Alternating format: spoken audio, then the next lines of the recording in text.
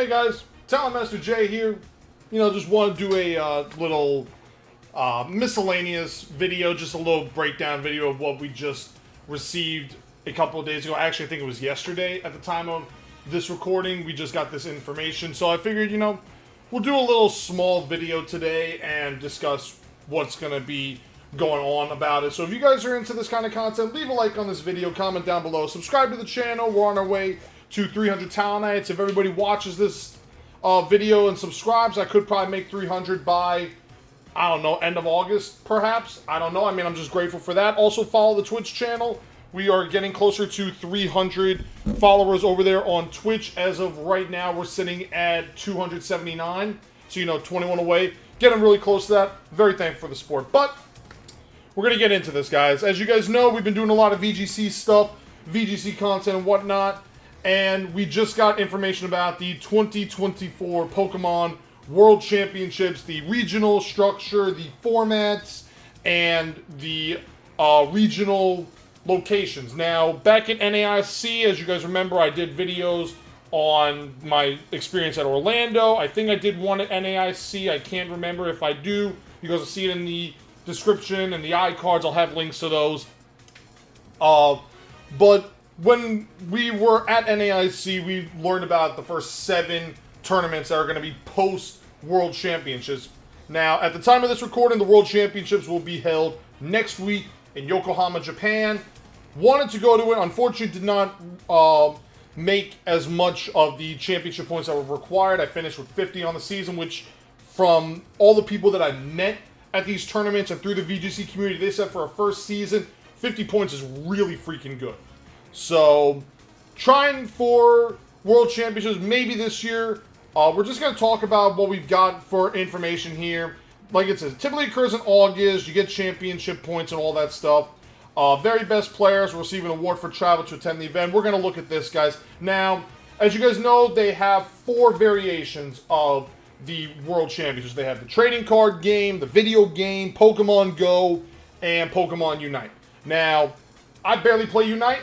I really barely play it, but Unite crowds and Pokemon Go crowds, from what I've seen at the regionals and at NAIC, wow, they travel. They travel, and they are electric crowds. So that's pretty cool to see.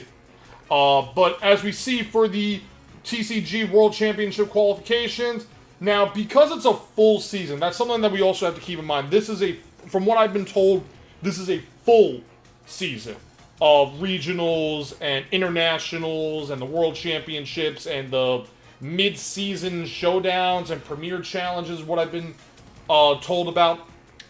So, for the current World Championships, that was about 300 points, if I remember correctly, for the Masters division. That was even for the video games. But as you see for trading card game, for the United States and Canada, where I am, it's 450 points for juniors and seniors, but 600 points for the Masters in the trading card game. And I've seen some people having some problems about the point differential as opposed to last year, because, like I said, 300 points is one thing, 600 points is a whole different ball game. But this is something that is interesting for the trading card game and the video game. And now I'm not 100% sure on the Go or the Unite. Unite has a very different structure, if I'm not mistaken, because at the regionals, you don't even see them at regionals. It's only at the 2 regionals I went to, it was Go, trading card, and video game. Not even a semblance of Unite was there. They didn't have Unite on the little section. Oh, actually, no. At NAIC they did, but at Hartford and Orlando, they didn't have Unite on the the special area where it had past games like Coliseum, XD, Stadium, Snap, all that stuff. But this is what gets me, is that, and this is also for the video game. Now, we'll get to the video game in a second, but apparently they are changing up the World Championship format structure in terms of how you get an invite to the World Championships. Apparently, they are getting away with this Day 2 race, which, in all fairness, I've seen, some of the biggest competitors, they were getting, right there, right on the cusp, but it was only, the top 8 players in the video game Masters were getting a Day 2 bye.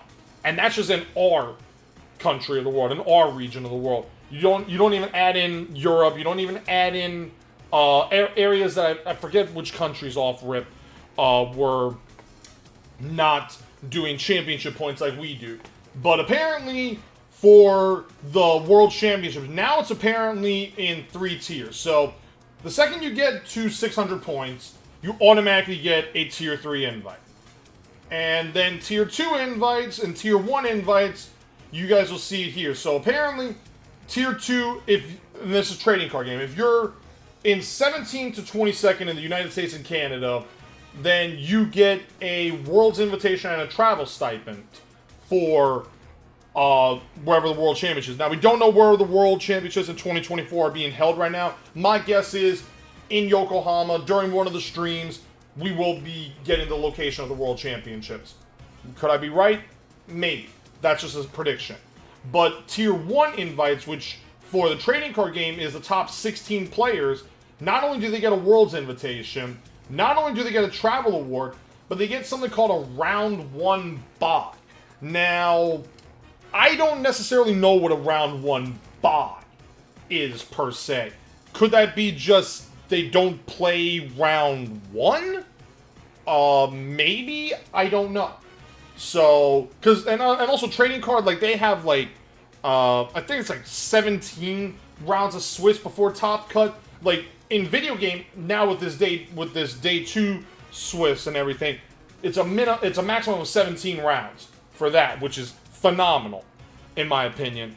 But I don't know if Round 1 bye means you just automatically skip Round 1. It's like you're automatically 1-0. I could be saying it right, I could be saying it wrong. I don't know. I really don't. Now for the video game championships. Now you see here for US and Canada, juniors and seniors is 350. So for trading card game, pretty much everything for trading card game, you subtract 100, and that's how much it is for video games. So juniors and seniors, you need 350 points.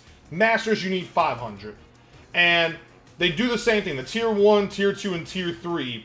However, for the video game, apparently, Tier 3 is, again, second you get 500 points, you automatically get the Tier 3 invite. Tier 2 invite is only players 13 through 16, and Tier 1, which is World's Invitation, Travel Award, and Round 1 bye is the top 12 players. So, in a nutshell, I mean, I could use this reference because, as you guys know, I'm a sports junkie. It almost feels like the NASCAR championship series, in a sense that 16 drivers go into the final 10 races for the championship, but after the first 3 races, Tier 2 is completely eliminated. And then it's just the top 12 going for the championship, in a sense. Now, granted, in NASCAR, after the next 3 races, it goes from 12 to 8, and then after the next 3 races, it's 8 to 4, and then in the final race, it's just the top 4 players would be competing for that championship, but that's neither here nor there. Also says, no, players in South Africa are not eligible for travel awards and travel stipends. If you're in South Africa and you're watching this video, I do apologize for that. I do think that I think I have battled maybe somebody from South Africa before, maybe on ladder. I don't know. Players must still earn the prerequisite number of championship points for a Tier 3 invite in order to be eligible for Tier 1 and Tier 2 invites. Guaranteed invites from event placements do not pass down if the recipient qualifies through other means. Now, what this means here is they announced with the international championships. Also, yeah, so go travel stipend, out of region, $3,500 if you're above 18, or $5,000 if you're under 18, and then in region, $2,000 or $2,500, which isn't bad. I mean, $2,000. I mean, that could pay off like 5 car payments for me. Players are fully responsible for booking their own hotel and travel. That's understandable and everything. But guaranteed invites. Now, this is something that I want to bring up because the international championships, what they announced with the internationals is that it said something about, yeah, here it is.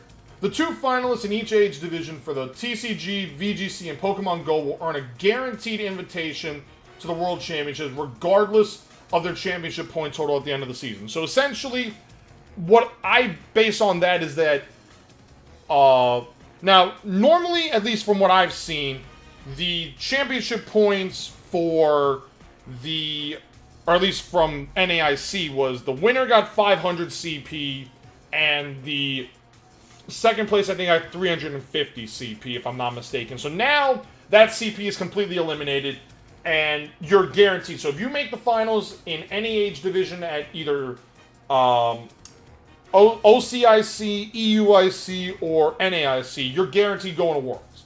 You're automatically guaranteed, which is awesome. And of course, you have to have the Pokemon Trainer Club account, player ID, $5,000 or more, award, all that stuff. So yeah, here it is, the point total. So, and now I'll get to the regionals after this. So, first place gets you 500 championship points. Second place, 400. 3 to 4, 320, 5 to 8, 250. So essentially, if you top cut 2 internationals, you got a Worlds to fight, which is pretty cool. Also, this is what's really big, the kicker number. As you guys can see, the kicker number is how many participants have to be registered through the RK9 labs, which is how they determine their participants. So you go through RK9 labs, you register through there, you submit your open team sheet through there, which I think open team sheet will be back for that. And it'll tell you how many participants are registered. It just won't tell you how many are registered in your division. So like at NAIC, it told me I was one of like 700 participants, and then it went up to like 1,000.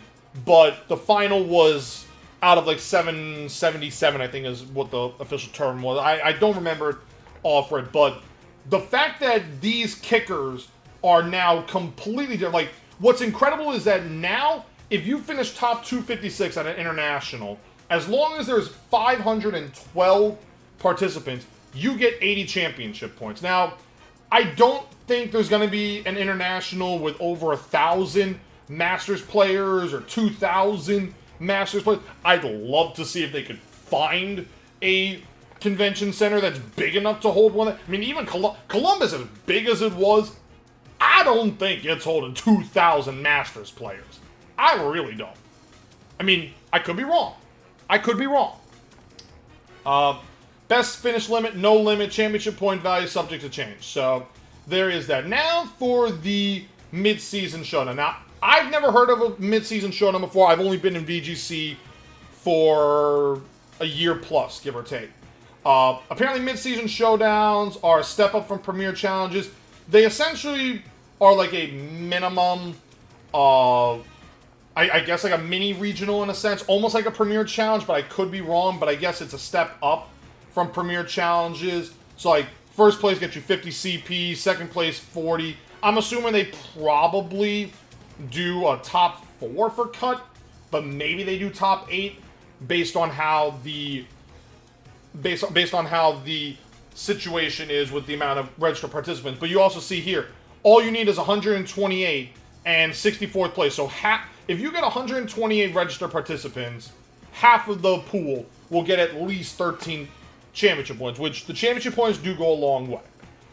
Premier Challenges, you guys have seen them before. They usually have a Premier Challenge at every regional for people who got eliminated from day 1, at least recently. Like, when I went to Hartford, I missed the Premier Challenge registration by literally 20 minutes because I accidentally fell back to sleep on that Sunday morning.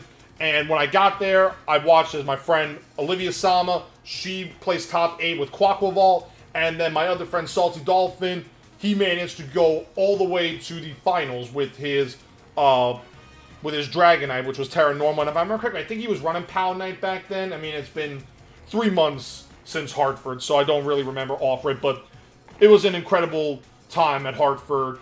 30 championship points are for the winner of a VGC Premier Challenge. And yeah, so at the very least, I'm pretty sure they did top 8 for the Premier Challenge. So yeah, so if you get top 8 at Premier Challenge, you get 8 championship points. Top 4, minimum of 12. Second place 16, first place 30, and then you need 80 participants to get the kicker for 32. Which, in all fairness, is a lot of fun. But now we get into the big bulk of it, the regionals. And regionals, they are a lot of fun. If you guys have not gone to a regional, even if you guys hypothetically go as a spectator, which you can go as a spectator. You don't have to go and be a participant. You can be a spectator. So, I recommend going as a participant. You will literally have more fun as a participant than you will as a spectator. At least in my opinion. Now, you have to have the Pokemon Trainer Club account, be in good standing to play Pokemon Pro. I am fortunate that I am in good standing because I preach myself on respect. I preach myself on being an honest person with everybody. And because of that, I believe I'm still in good state. But the regional championship schedule. Now, as I told you guys, the first 7 regionals were announced. We know about Pittsburgh. We knew about Peoria, Illinois. We knew about Sacramento. We knew about Toronto. Now, there's 3 that are in Europe or Latin America and stuff like that. So, this one is just the United States and Canada regional championship schedule. So, these 4 are the ones that I knew about, and everybody at NAIC or watched the official Pokemon streams knew about for the championship schedule. Pittsburgh, I wanted to go to, probably not going to be able to go to because it's too soon after Worlds, and the only way I go is if I get a sponsorship. I'll just say this straight. The only way I go is if I get some kind of a partial sponsorship or a full sponsorship, because the main thing that gets me is you see this weekend, September 8th through 10th. You guys know I'm a sports junkie. The Pittsburgh Steelers are hosting the San Francisco 49ers at home that weekend. And I don't know if the University of Pitt has a home game that weekend. I don't really follow college football all that much. But what I do know is that the Steelers pack out their home games and the 49ers fans travel. So, if you're going to Pittsburgh, I highly recommend you book your hotel like now. Because, unless you have friends who live in that area or family members who live in that area, I'd book your hotel now. Otherwise, you're screwed. Unless you also want to do what I did for Columbus and for Hartford, which is basically you just book a hotel that's like 5-10 minutes away from the event site or whatever. Peoria, Illinois. I don't really know much about Peoria. I think it's like right outside of Chicago, if I'm not mistaken. Might be middle Illinois. I really don't know. Sacramento. I mean, naturally it's the capital of California, but unfortunately they don't really have, well, no, Sacramento, no, I mean, the 49ers play in Santa Clara, but I don't think they have a game that weekend at home, so you don't have to worry about that. Plus, again, Santa Clara is out on the bay. And then the Enercare Center in Toronto. Toronto, I would have loved to go because Canada's on my bucket list, but again, unless I get a sponsorship in some way, shape, or form, I mean, heck, I haven't even renewed my passport yet, so I couldn't even go if I wanted to. And what's even better, the Tampa International Airport, where I've flown out of for Hartford and for Columbus, they are offering $99 round-trip flights to Toronto. That's good news. But the bad news is that it starts after this regional. I have to wait till November 1st for $99 round-trip flights to Toronto out of Tampa, which is super unfortunate. Like, if it was before, I probably would have gone after it.